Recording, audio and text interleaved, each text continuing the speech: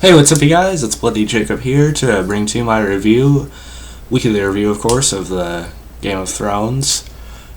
Obviously, Game of Thrones. It's not the Game of Thrones, but this week we'll be reviewing the Season 5 finale.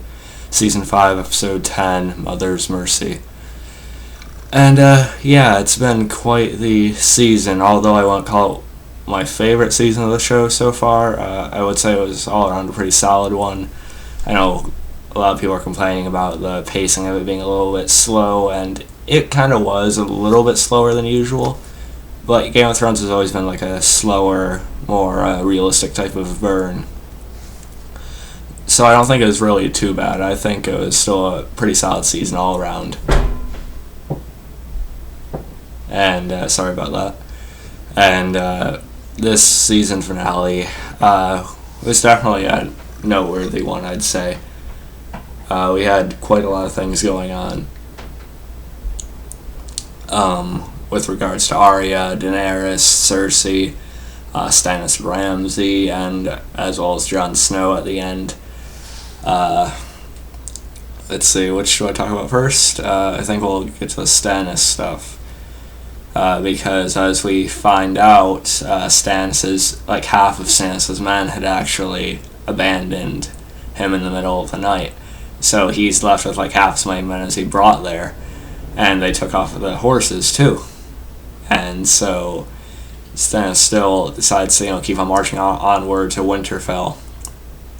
And then he also finds that his wife had also hung herself after what was done to their daughter in last week's episode. If you guys remember that, of course you guys remember that. And yeah, at first, the red woman, Melisandre, had all this pride because the snow was starting to melt a little bit. But then when Stannis heard the news of the men abandoning him, basically a mutiny, she kind of put her head down. She actually ended up leaving and heading back towards Castle Black. With the Night's Watch and stuff like that. See what happens more with that later on, I imagine. But, yeah, we did see, for right now, that she did abandon them.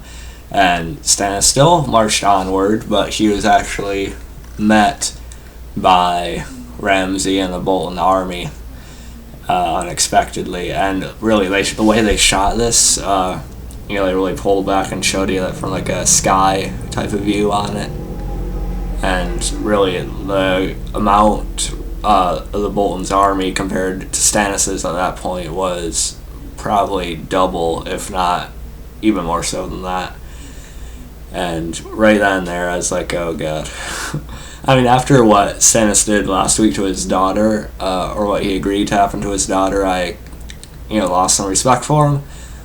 But even with that happening, I still was hoping that he'd kill Ramsay and his father. But that didn't happen whatsoever.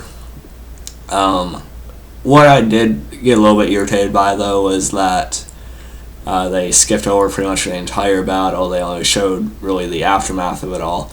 I know they probably used a lot of their budget on episode 9 and also like the huge battle we seen with Jon Snow and the Wildlings and the Night's Watch versus the White Walkers back in episode 8, Hardhome, which was a fantastic episode, by the way. So I imagine they used most of their budget with those two episodes. So I imagine that's probably why they skipped over most of it here.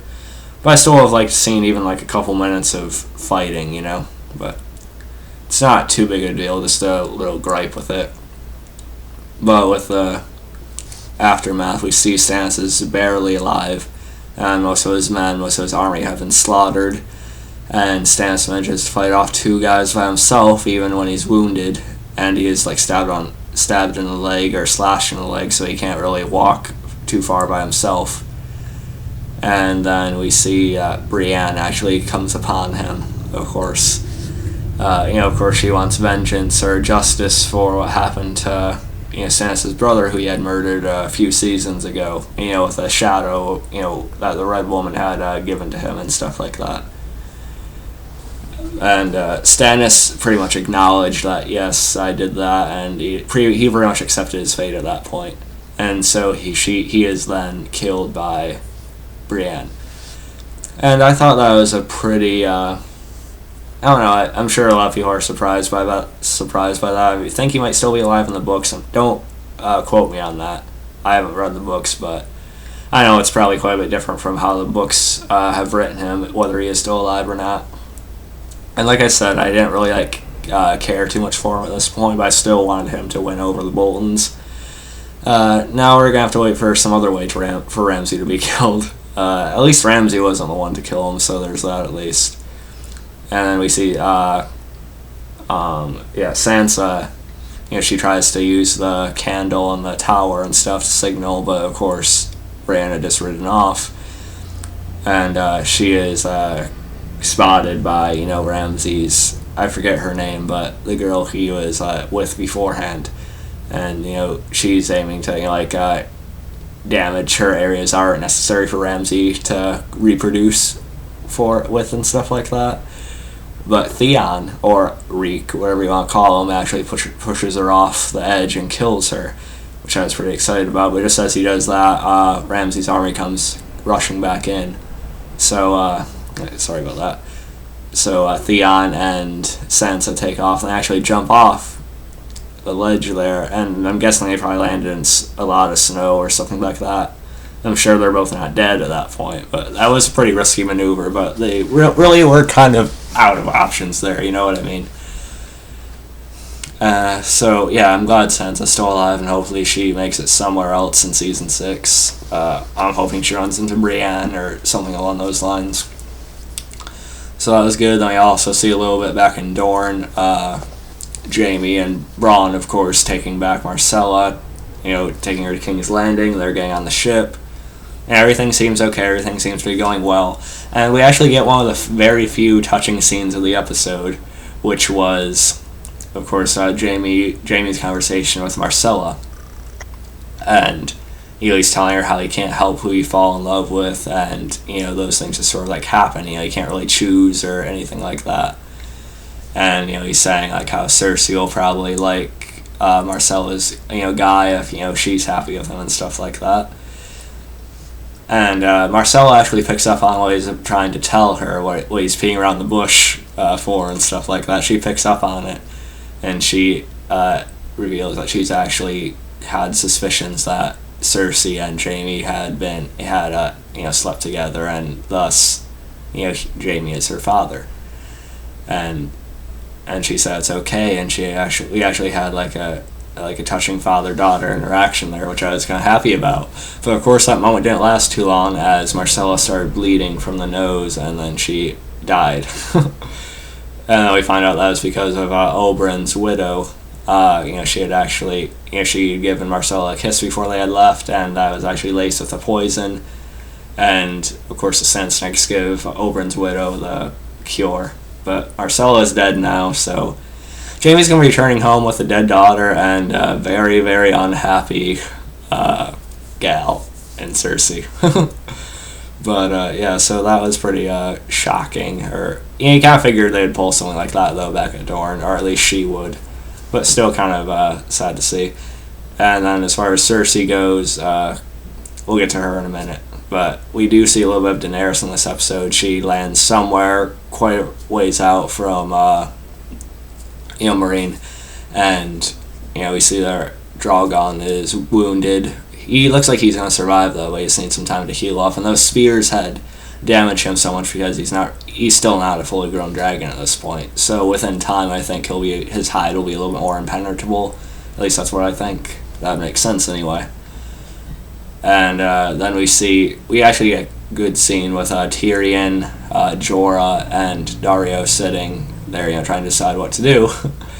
And, they kind of get after each other a little bit, and it's eventually decided that Tyrion's going to try to help run things with Grey Worm, because Grey Worm is respected by the people and the Unsullied, and Tyrion can sort of use his political governing mind, since he's actually had experience with that, to, sort of speak through Grey Worm is, what I think they're going for there.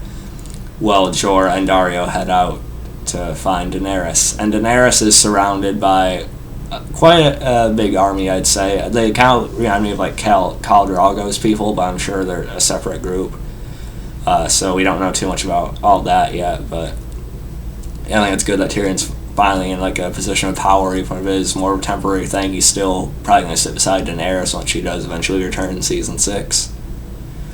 And let's see, we also see Varys had actually found Tyrion, of course, and so you get a scene between them reconnecting, and Varys is going to put his network of spies to use to help Tyrion and stuff like that, to help him sort of like gain control of the city and stuff like that, or try to. So there's that. We also see something with Arya, of course, going after the sir that had came in, that had killed her teacher back in season 1. And we see her, she uses quite a clever thing here. She puts on one of the faces as one of the girls he had brought, of course he's a pedophile, so one of the young girls he had brought in, she masks herself with that, and when he's whipping the 3 girls, the third one he whips doesn't really feel it, she doesn't really flinch.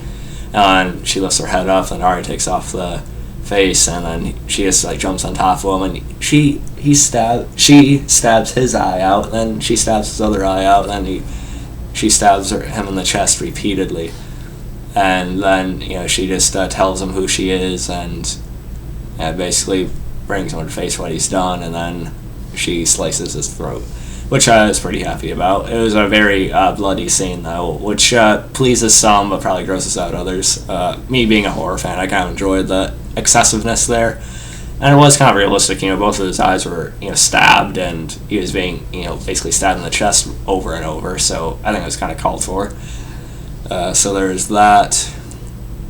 And then as far as Cersei, like I mentioned earlier, she confesses to part of her crimes, and she says she slept with Lancel, but she actually leaves Jaime's name out of other men she had slept with, and whether that was to help Jaime or to hopefully lessen her punishment, it's kind of debatable, but she still has to take this walk of atonement, and so she is basically stripped.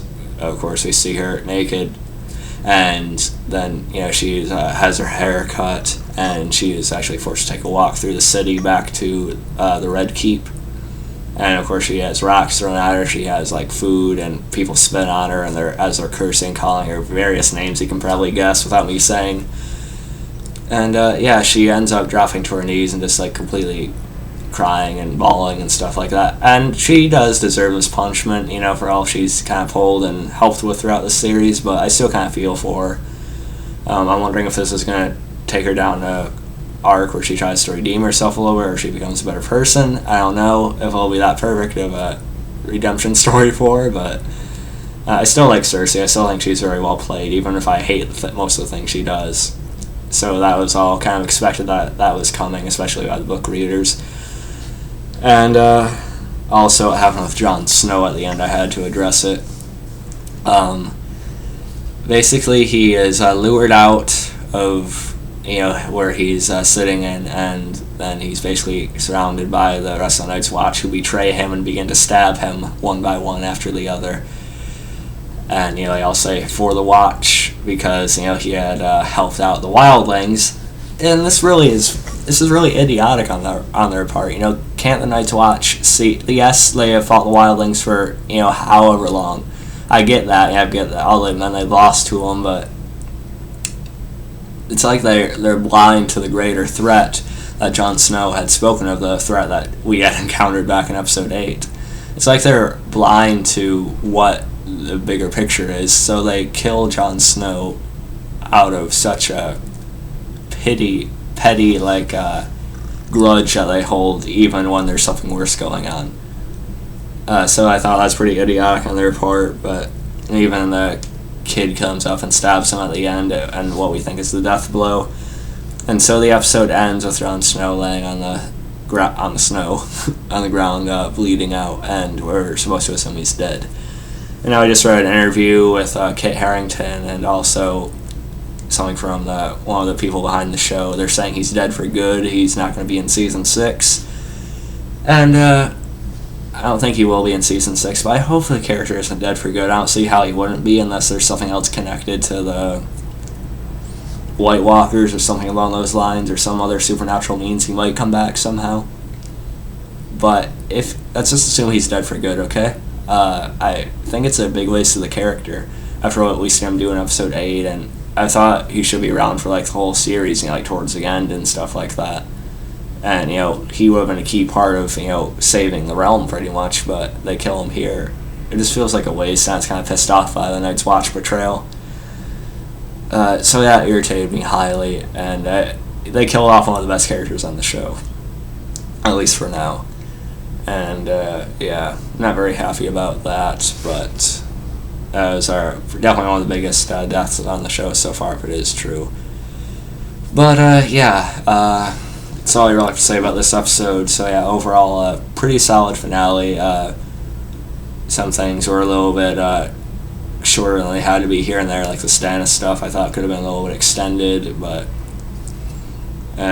most of it was pretty good, though. I enjoyed it, and season 5 was pretty solid, despite being a little bit slower than usual. I did enjoy the season quite a bit. And yeah, that's all I really have to say about this episode. Hope you guys enjoyed this video. And yeah, I will be watching Penny Dreadful tonight or tomorrow, so expect a review of that, the episode from Sunday, within a couple days at least. And yeah, I'll catch you guys next time, and peace. No more Game of Thrones until next year. That sucks.